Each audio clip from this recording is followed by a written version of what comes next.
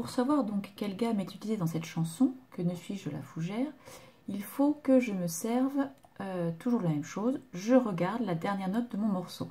Attention s'il y a des reprises, hein, il peut y avoir la fin, par exemple, s'il y a le mot fin ici, ce sera là qu'il faudra regarder. Mais là, on n'a pas de piège. La dernière note est un Mi. Donc, la gamme utilisée par cette chanson, c'est la gamme de Mi. Maintenant, tu dois préciser, c'est les majeurs ou mineurs, cette gamme. Mais en principe, tu as entendu dans ta technique d'écoute, je te demande si cette musique te paraît majeure ou mineure. Et il se trouve qu'elle est un peu triste, donc c'est mineur. Donc la gamme utilisée par cette chanson est la gamme de Mi mineur. Nous allons donc apprendre cette gamme de Mi mineur. J'ai commencé par recopier les notes. Donc tu écoutes bien la leçon avant de recopier quoi que ce soit sur ta fiche. J'ai donc écrit les notes, hein, Mi, Fa, Sol, La, Si, Do, Ré, Mi. Mais si je regarde bien ma partition, il y a plein de détails très importants. Tout d'abord, à côté de la clé de Sol, il y a un Fa dièse. Donc il faut que je remette ce Fa dièse, moi, sur ma partition. Sinon, ça sera faux. Donc je mets mon Fa dièse à la clé. Je rappelle ce que cela signifie, c'est que tous les Fa que je rencontrerai dans ma partition, qu'ils soient en bas, en haut, en clé de Fa, en clé de Sol, ils seront tous dièses. D'ailleurs, on peut remarquer que c'est la même chose dans la gamme de Sol majeur. Par précaution, je ne suis pas obligée de le faire, mais par précaution, je vais le remettre devant mon Fa pour me rappeler qu'il est dièse. Parce que comme on ne le voit pas souvent, on l'oublie. Tu as dû remarquer quand tu joues les partitions et qu'il y a un dièse ou un bémol à la clé, il arrive que l'on oublie. Alors on le remet. Je reviens encore sur ma partition et je remarque également que tout le long de la partition, lorsqu'il y a des Ré, ces Ré sont dièses. Donc, il faut que je mette également le Ré dièse dans ma gamme. J'ai donc le Fa dièse à la clé, plus un Ré dièse. Si je compare avec la gamme de Sol majeur que j'ai mis volontairement juste en face, elles ont la même armure, ces deux gammes, d'accord?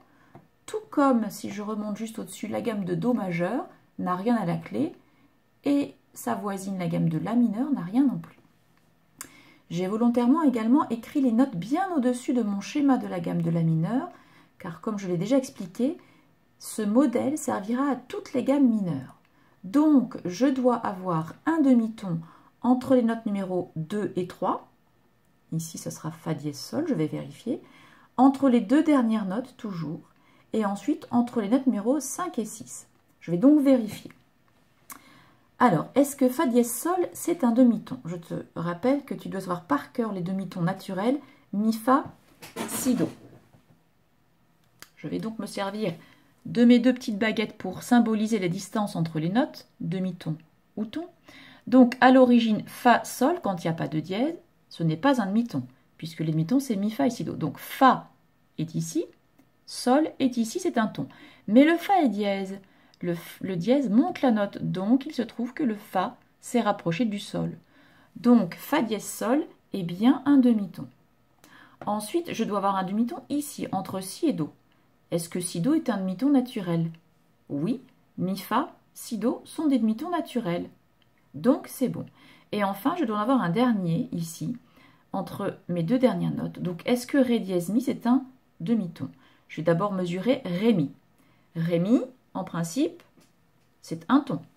En effet, puisque c'est pas Mi, Fa, c'est pas Si, Do. Donc, voici mon Ré, voici mon Mi. Le Ré étant en dessous du Mi. Et mon Ré est dièse. Donc, le dièse a bien monté le Ré vers le Mi. Et j'ai bien un demi-ton. Ensuite, pour le reste, tu as l'habitude. Tu n'oublies pas de rajouter le T sous la tonique, qui est la première note.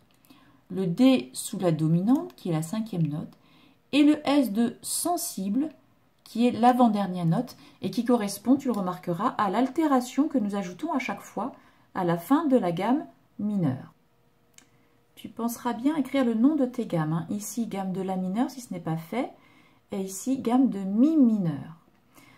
Donc, je continue un petit peu la leçon, je l'évoque ici oralement, on en reparlera ensemble. On parle de gamme ou de ton relatif. Ton relatif ou gamme relative, parce qu'elles ont une relation l'une avec l'autre, là les voisines, c'est pour ça que j'écris bien en face, enfin l'une à côté de l'autre. Do majeur et La mineur ont en commun de ne rien avoir à la clé. Et maintenant tu réviseras bien ta gamme de Sol majeur que tu connais.